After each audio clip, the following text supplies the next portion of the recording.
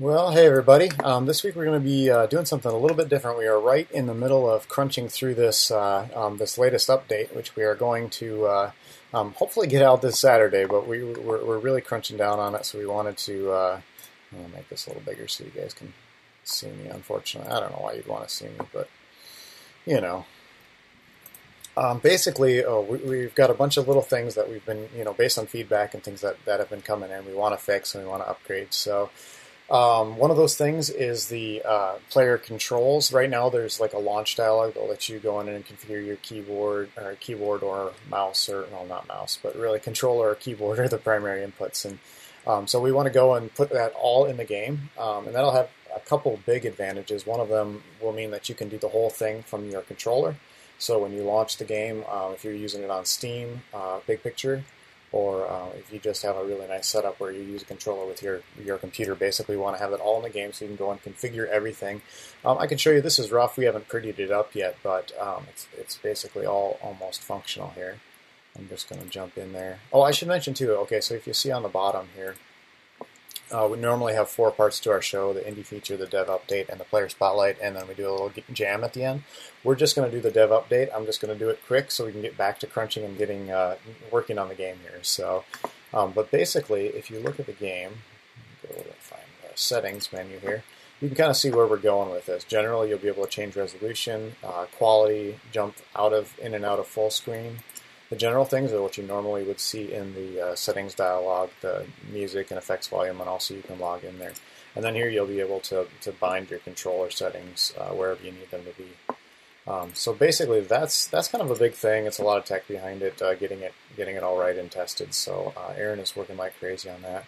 And then another big thing we did was we just went through and fixed up a lot of patterns. We changed a little bit of the logic for how the pattern spawns, so we've got a couple interesting things there, I guess you'd say, to try to improve, give you a little bit more dynamic interest as you go along. So it's nothing major, but you should just notice some more patterns and some interesting things that you didn't see there before. So definitely trying to use the ramps a little bit more, trying to hide some things. I don't want to give it all away, but hopefully there'll be some surprises in the next update, and we're going to keep doing this. We want to keep adding more content and more interesting things. So basically, that said, that's kind of all I wanted to say. I wanted to basically just let you know that this is what we're doing. This is what we're at. We're working hard on it. We don't want to get too distracted this week with all of our normal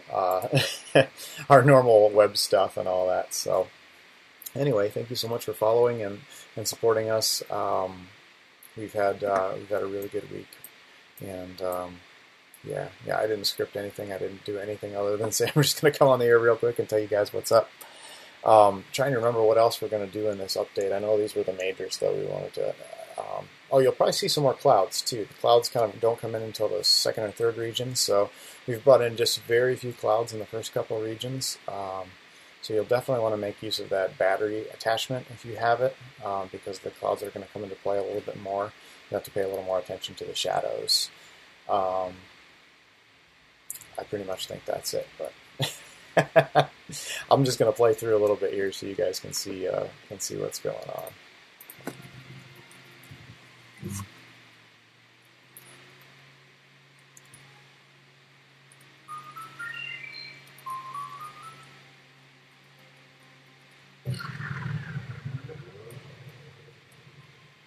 As you can see, I'm playing the development build, so we're getting our console is going to pop up with bugs here.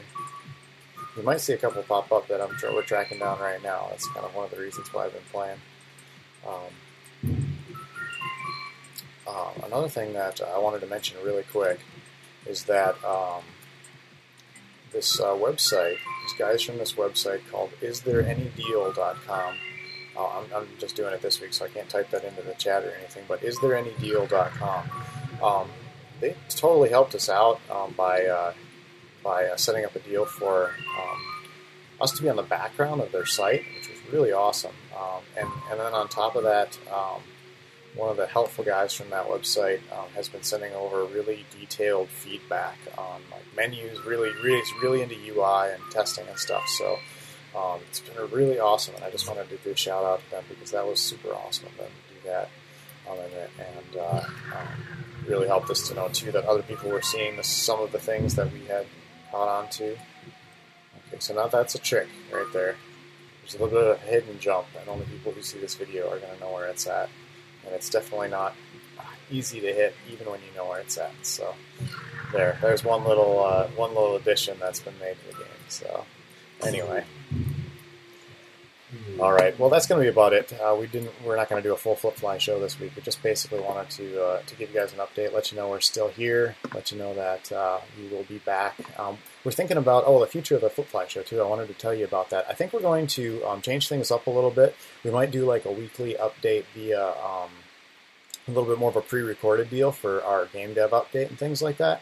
And then possibly do a little bit more streaming when it comes to like the game jam and stuff like that.